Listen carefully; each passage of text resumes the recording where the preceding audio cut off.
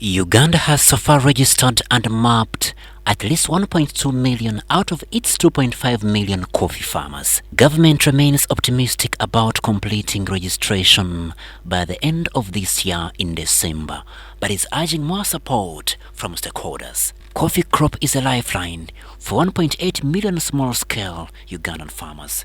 The risk of exclusion is both an economic and human threat. From my perspective as the minister, we are doing well.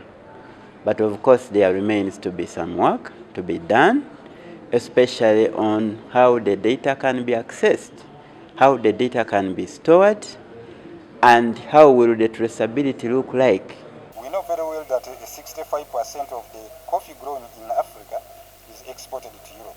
And Europe is telling us that come January 2026, you will have to show where you have sourced your coffee, whether it is coming from land where you cut down trees after December 2020. The summit enabled African coffee producers to engage directly with European buyers to find shared and practical solutions. However, key obstacles remain. The field visits conducted revealed that unregulated middlemen are undermining traceability and mapping, while land fragmentation and shared family plots complicate accurate registration. The summit also emphasized the need for targeted interventions to empower women and marginalized groups who face cultural and economic barriers to full participation in the coffee value chain. So from the ministry's perspective, and from my observations over the last 2 or 3 years, and Ambassador Ortega said it, we need to work together. And therefore I appreciate Team Europe and Team Africa for coming together. We have been meeting in several engagements, Africa and others, but we were in isolated ways.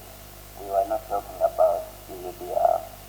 But now, as you have observed yourself, we are at different levels and we need to talk. And therefore, when this EUDR thing came, it created a lot of nervousness.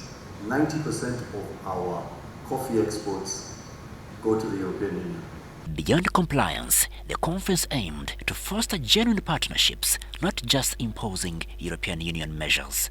Experts warn that traceability issues, low awareness, and inadequate funding continue to hamper readiness.